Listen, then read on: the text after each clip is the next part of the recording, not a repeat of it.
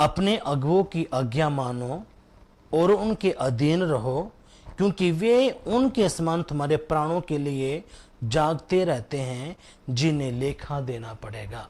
Hallelujah. किन की आज्ञा मानो? अपने अगुवों की।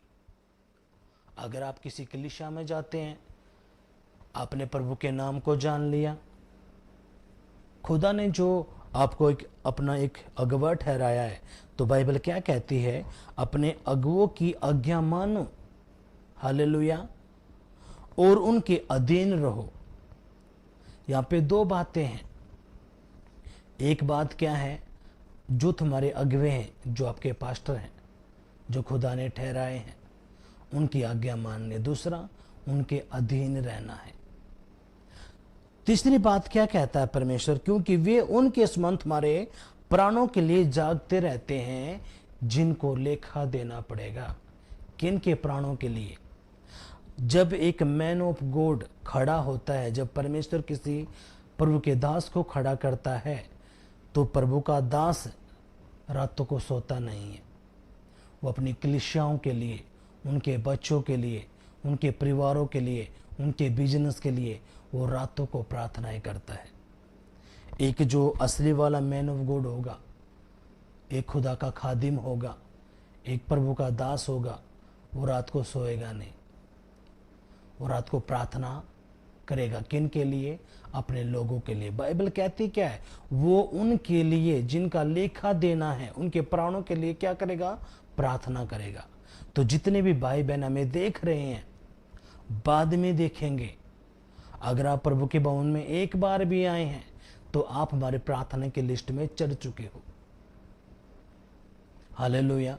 अगर हमें आप ऑनलाइन भी देख रहे हो, तो आप हमारे प्रार्थना की लिस्ट में आ चुके हो। हालेलुया। तो इसलिए भी आपने समझना है इन बातों को। प्रभु कहता क्या है? कलीसिया यीशु मसीह की है। भेड़ें जो होती हैं वो यीशु की होती है। यीशु कहीं पे भी लेके जा सकता है।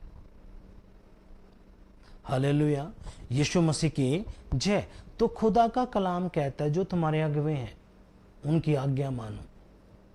और आप देखना, कलीसिया के अंदर दो तरह के लोग होते हैं। एक लोग वो होते जो अपनी मन मर्जी चलाता है, और दूसरे लोग वो होते हैं जो प्रभु के दासों का आदर करते हैं, सम्मान करते हैं, उसकी बातों को मानते हैं, उसकी आज्ञाओं को मानते हैं। और बाइबल कहती है, खुदा का कलाम क्या कहता है? जो तुम्हारे अगुवे हैं उनकी आज्ञा मानो और उनके अधीन रहो। और बहुत सारे लोग यहीं पे चुक जाते हैं। खुदा का कलाम क्या कहता है? यीशु मसीह ने क्या कहा? जो मेरे भेजने वालों का आदर करता है वो मेरा आदर करता है। हालेलुया। जो मेरे भेजने वाले का आदर नहीं करता वो मेरा आदर नहीं करता। हालेलुया। इसलिए आपने समझना पड़ेगा प्रभु के वचन को। प्रभु का वचन कहता क्या है? हालेलुया। यीशु मसीह की जय। तो इसलिए प्रभु क्या कहता है? प्रभु का कलाम, अपने अगुवों की आज्ञा मानो और उनके अधीन रहो, क्योंकि वे उनके समान तुम्हारे प्राणों के लिए जागते रहते हैं, कि जिन्हें लेखा देना पड़ेगा। वे ये काम आनंद से करे, ना कि ठंडी सांस लेकर, क्योंकि इस दिशा में तुम्हें कुछ लाभ नहीं। इसलिए आपने समझना पड़ेगा, जो कोई भी प्रभु का दास है, जब खुदा उसको खड़ा करता है, तो वो आपके लिए रातों को उठ कर प्रार्थना करता है। आपके लिए, आपके बिजनेस के लिए। अगर आपको दुष्ट आत्माओं का अटैक होता है, या बीमारी के नीचे हैं, या आप किसी ट्रबल में हैं, आपका बिजनेस नहीं चल रहा, कुछ भी, तो आपके लिए प्रार्थना करते हैं। अब प्रार्थना कब लगती है? अगर वो सच में व्यक्ति आज्ञा मानता है अपने अगुवे की, उसके अधीन रहता है, तो जो प्रभु का दास उसके लिए प्रार्थना करता है, तो वो प्रार्थना सुनी जाती है। हालेलुया। और जो प्रभु के दासों को ऐसे लेके चलते हैं, अब चल कुछ नहीं है, वो फिर प्रार्थना करेगा भी, वो प्रार्थना उस पर लगेगी नहीं। हालेलुया। तो आपने समझना पड़ेगा, सबसे पहले क्या कहता है? अपने अगुवे की आज्ञा मानो। दूसरा, उसके अधीन रहो। जो खुदा ने तुम्हें खादिम दिया है, जो एक पास्टर दिया है, हालेलुया। कितनों को बात समझ में आई है? यही बात परमेश्वर इजरायलियों को समझाता था। जब परमेश्वर ने मूसा को खड़ा किया, यहोशू को खड़ा किया, तो परमेश्वर ने उनको कुछ बातें बताई। वो क्या बातें? अपने ध्यान से सुनना, प्रभु कहता क्या है।